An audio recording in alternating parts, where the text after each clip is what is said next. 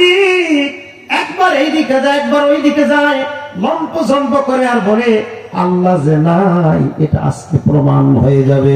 আবু হানিফা এখনো আসে না, খলিফা মাহদীর মাথা নষ্ট। এমন করে প্রায় রাত 12টা বেজেই গেল। হঠাৎ করে দরজার মধ্যে খটখট খটখট করে শব্দ হলো। খলিফা মাহদীর দরবারে এক নাস্তিক এসেছে। নাস্তিক এসে প্রশ্ন করতেছে যে দেয়ার ইজ নো গড, আল্লাহ বলতে কোনো জিনিস নাই। বলুন নাউজুবিল্লাহ।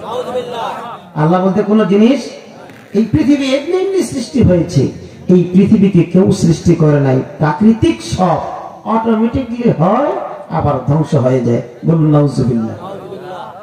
এই নাস্তিক খলিফা মাহদীর দরবারে এসে বলতেছে যদি প্রমাণ করতে পারে কেউ আল্লাহ আছে তো সে আমার সামনে আসুক, আর আমি প্রমাণ করব আল্লাহ বলতে কোনো জিনিস নাই।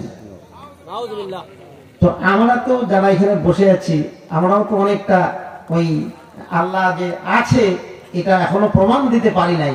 আমরা জোরেশ্বরে একটা ডাক দিই তো আল্লাহ, এইখান থেকে আওয়াজ আসে না, একটু জোরে বলে আল্লাহ। মাশাআল্লাহ। খলিফা মাহদী বলতেছে আল্লাহ আছে, নাস্তিক বলতেছে আল্লাহ নাই। খলিফা মাহদী বলছে আছে, প্রমাণ করে দিব। তো প্রমাণ করে দেন। তো খলিফা মাহদী দেখতেছে আমি তো ওইরকম কোরআন হাদিস জানি না, তো আমার রাষ্ট্রের মধ্যে একজন বড় ইমাম আছে, জামানার শ্রেষ্ঠ ইমাম, নাম আবু হানিফা, আমি তাকে ডেকে পাঠাই, সে আসলে আপনার সঙ্গে তর্ক করবে। বিশাল মজলিস, রাজ দরবারের মধ্যে, মজলিসের মধ্যে ওই জায়গার মধ্যে তর্ক চলতেছে। এতক্ষণ পর্যন্ত আল্লাহ যে আছে এই পক্ষে দলিল দেওয়ার মতো, কথা বলার মতো ওই নাস্তিকের সামনে কেউ দাঁড়াতে পারছে না। কারণ নাস্তিক একজন বড় পণ্ডিত ছিল, অনেক বড় একজন শিক্ষিত মানুষ ছিল। সে লম্পজম্প করতেছে আর বলতেছে কে পারবে প্রমাণ করে দিক যে আল্লাহ আছে, কিন্তু কেউ কথা বলে না। আর এইদিকে রাজ দরবার থেকে খলিফা মাহদী আবু হানিফার কাছে সংবাদ পাঠিয়েছে তাড়াতাড়ি আমার দরবারে আসো। একজন নাস্তিক বারবার আমাদেরকে রাগান্বিত করে বলতেছে আল্লাহ থাকলে প্রমাণ দেন, আজকে প্রমাণ দিতে পারলে মুসলমান থাকবে, প্রমাণ যদি দিতে না পারেন আজকে থেকে কোন মুসলমান আর এই রাষ্ট্রে থাকবে না। আল্লাহু আকবার। তো খেলা তো জমে গেল। নাস্তিক একবার এই পাশ থেকে ওই পাশে যায়, একবার এই পাশে যায়, আর এরকম বলে কে আছে প্রমাণ করে দে, আল্লাহ আছে এটা আমাকে দেখা, যদি দেখাইতে পারেন ভালো, না হইলে আর মুসলমান থাকবে না। একবার এই পাশে দেয়, একবার এই পাশে দেয়, একবার হাতা কুচায়। তো খলিফা মাহদী ইমাম আবু হানিফাকে ডাকি পাঠাইছে। আবু হানিফা বলতেছে যাও, আমি এখন আসতেছি।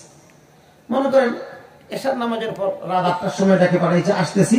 কিন্তু 8টা বাজার পর 9টা বাজে, 10টা বাজে, 11টা বাজে, রাত 11টার পর 12টা বাজতেছে প্রায়, এখনো আবু হানিফার খবর নাই, এখনো আসে না। প্রিয় ভাই বাবাজি,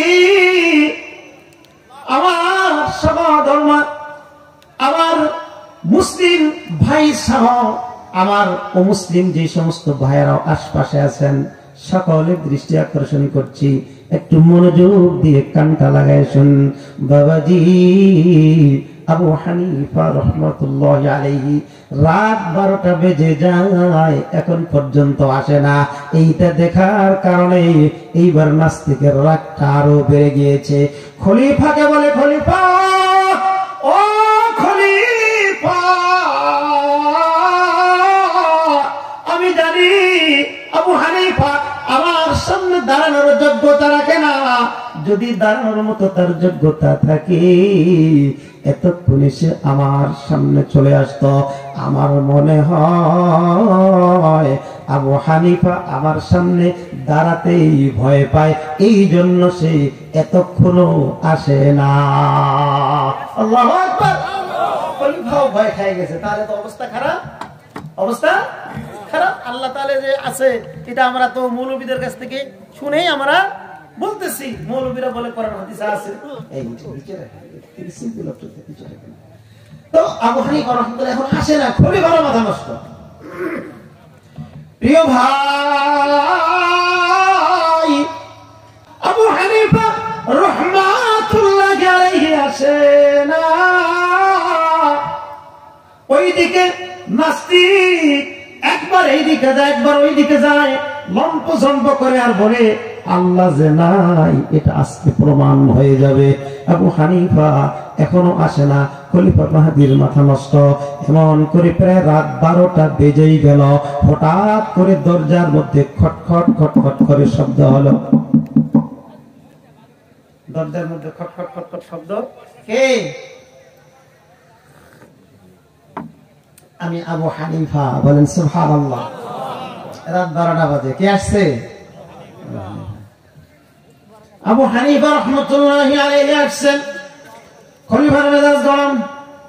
আপনারে পাঠাইলাম 8টার সময় সংবাদ, আপনি নাকি চলে আসবেন, বললেন আসতেছি, কিন্তু আপনি আসলেন রাত 12টার সময়। প্রশ্ন উত্তর পরে হবে, এটার জবাবটা আগে দেন। জবাব যদি না দেন তাহলে আপনাকে বিচারের কাঠগড়ায় দাঁড় করাবো এবং আপনাকে জেলখানার মধ্যে বন্দী করব। আল্লাহু আকবার। প্রিয় ভাই, আবু হানিফা রাহমাতুল্লাহি আলাইহি ডাক দিয়ে বলেন, খলিফা মাহদী গো, আপনি এবং রাজদরবারের মধ্যে যারা আছেন এবং এই যে নাস্তিক বড় পণ্ডিত রয়েছে, যে এতক্ষণ পর্যন্ত বলেছে আল্লাহ বলতে কোনো জিনিস নাই, সকলের উদ্দেশ্যে বলি, আমি জীবনে আজকে যে ঘটনার মুখোমুখি হয়েছি ওই রকম কোনদিন হই নাই, যার কারণে আসতে আসতে আমার দেরি হয়ে গিয়েছে। আমার ওই ঘটনাটা যদি আপনাদের সামনে বলি তাহলে আপনাদের রাগ থাকবে না, গোসা থাকবে না, দেরি হওয়ার কারণটা স্পষ্ট প্রকাশ পেয়ে যাবে, আপনাদের রাগ থাকবে না। কাজেই আমার আসার সময় যে একটা অস্বাভাবিক ঘটনা ঘটে গিয়েছিল ওইটা আগে আপনাদের সামনে বলে দিতে চাই। আপনারা শুনবেন ঘটনাটা কি ঘটছে? নাহলে তো 8টার সময় যাওয়ার কথা, আসতে আসতে 12টা বেজে গেল। 9, 10, 11, 12, 4 ঘন্টা লেট। এইদিকে নাস্তিক বলতেছে আল্লাহ বলতে কোনো জিনিস নাই, তাহলে তো সমস্যা, ঠিক কিনা? প্রিয় ভাই, আবু হানিফা রাহমাতুল্লাহি আলাইহির উপরে এতক্ষণ যাবত মানুষেরা রাগ হয়ে আছে, ফায়ার হয়ে আছে, রাগান্বিত হয়ে আছে। আবু হানিফা এবার কথা বলা শুরু করলেন যে আমি যখন আসতেছি, আসার সময় আমার বাড়ির সামনে একটা নদী আছে, ওই নদীটার নাম দজলা নদী, নদীর ওই পাশে আমার বাড়ি। বাদশাহ, আপনার রাজদরবার এই পাশে, আমাকে নদীটা পার হয়ে আসতে হয়। নদীর মধ্যে সাধারণত নৌকা থাকে, মাঝি থাকে, কিন্তু আজকে আসার সময় নৌকাও নাই, মাঝিও নাই, মাল্লাও নাই, কিছুই নাই, যার কারণে আমি চিন্তা করতেছিলাম কখন মাঝি আসবে। বাদশাহ কিছুটা শান্ত হয়ে গেল, কারণ নৌকা ছাড়া নদী পার হওয়ার কোনো ব্যবস্থা নাই। এবং আবু হানিফার কথাগুলো মনোযোগ দিয়ে শুনতেছে। আবু হানিফা এমন সময় বললেন, বাদশাহ, হঠাৎ করে আমি চিন্তা করতেছি কি করব। নদীর মধ্যে প্রচন্ড স্রোত, এই স্রোতের মধ্যে হঠাৎ করে দেখলাম আমি যেই দিকে তার ভাটির দিকে দেখলাম, অর্থাৎ আমার থেকে একটু ভাটির দিকে হঠাৎ করে নদীর মধ্যে একটা বড় বিশাল আকার গাছ ভেসে উঠল। সুবহানাল্লাহ। কি ভেসে উঠলো? গাছ, বড় বিশাল গাছ। বাদশাহ এবার তার জব হয়ে শুনতেছে, নাস্তিকও তার জব হয়ে শুনতেছে, কি ঘটনা এটা? আবার নদীর মধ্যে গাছ ভেসে উঠলো। কয় বাদশাহ, গাছটি ভেসে ওঠার পরে শুধু শেষ হলো না, আমি চোখ দিয়ে দেখে আসি এত চমৎকার বিশাল একটা গাছ ভেসে উঠলো। হঠাৎ করে দেখলাম গাছের ঠালপালাগুলি কে জানি কেটে কেটে দিয়ে দিল, গাছটা একটা লক হয়ে গেল। এরপরে কোথা থেকে জানি একটা করাত চলে আসলো, গাছটাকে আস্তে আস্তে সাইজ করলো, তক্তা বানাইলো। এরপরে দেখলাম কোথা থেকে জানি হাতুড়ি আসলো, জলি আসলো, অর্থাৎ তার কাটা আসলো, ডেঙ্গে ডেঙ্গে কে জানি একটা আস্ত বিশাল নৌকা বানিয়ে ফেললো। বাচ্চা আমার থেকে একটু হাটি অঞ্চলে কিছুটা ওইখানে এই ঘটনাটা ঘটতেছে। আমি আশ্চর্য হয়ে তাকে আছি আর চিন্তা করতেছি, ওই জায়গার মধ্যে নদীর মধ্যখানে নৌকাটা ভেসে উঠলো, নৌকাটা তৈরি হয়ে গেল।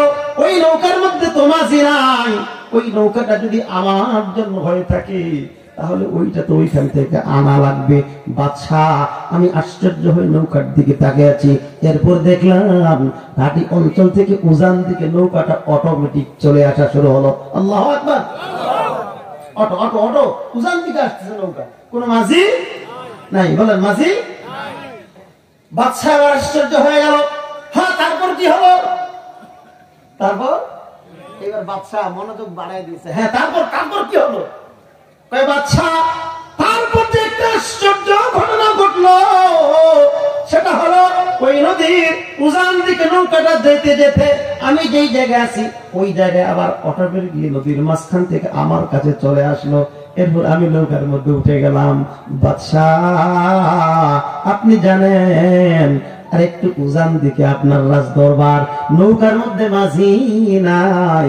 আমি নৌকার মধ্যে উঠলাম, নৌকাটা উজান দিকে আপনার বাড়ির পাশে রাজ দরবারের পাশে যে ঘাট রয়েছে এই জায়গার মধ্যে নিয়ে আসলো।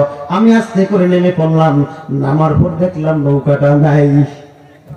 আল্লাহু আকবার বলেন। নৌকাটা নাই। আমি চিন্তা করতেছি কি হলো, হঠাৎ গাছ ভেসে উঠলো, হঠাৎ নৌকা হয়ে গেল, আর ভাটি থেকে উজান দিকে আমার কাছে আসলো। আমাকে আবার উজান থেকে আপনার রাজদরবার আরেকটু উজান থেকে নিয়ে আসলো, আবার নাই হয়ে গেল। ওইটা নিয়ে চিন্তা করতেছিলাম কি হলো, কি হইলো, হঠাৎ করে এরকম কি হলো। এই চিন্তা করতে করতে আমার অনেক দেরি হয়ে গেছে, আসতে এই জন্য দেরি হয়ে গেল।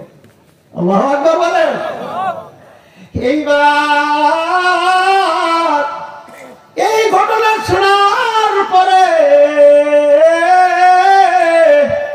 নাস্তিক চিল্লানি দিয়ে উঠছে। এতক্ষণ তো ঠিক ছিল, মজার ঘটনা, কিন্তু নাস্তিক এবার রাগ হয়ে গেছে। নাস্তিক রাগ হয়ে বলতেছে, বাদশা আমি এতদিন পর্যন্ত জানতাম আবু হানিফা এই জামানার মধ্যে একজন শ্রেষ্ঠ মুহাদ্দিস, শ্রেষ্ঠ মুফাসসির, শ্রেষ্ঠ মুফতি, শ্রেষ্ঠ দার্শনিক, শ্রেষ্ঠ বুজুর্গ, শ্রেষ্ঠ ফতোয়া প্রদানকারী, শ্রেষ্ঠ বিজ্ঞ এবং শ্রেষ্ঠ তর্কবাগীশ, এবং যে কেউ আবু হানিফার সঙ্গে নাকি কথা বলার সাহস পায় না, কোরআন হাদিসের দলিল দিয়ে সে নাকি সব জবাব দিয়া দেয়। কিন্তু আমি আজকে আবু হানিফার মুখে যেইগুলো বক্তব্য শুনতেছি এগুলো তো পুরা পাগলের বক্তব্য।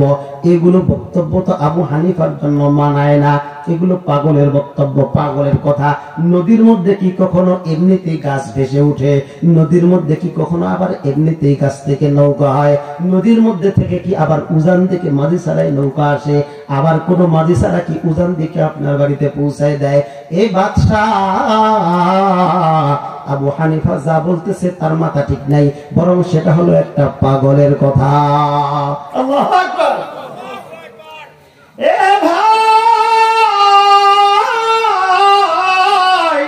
আবু হানিফা রাহমাতুল্লাহ আলাইহি বলতেছে, এ নাস্তিক, এ নাস্তিক,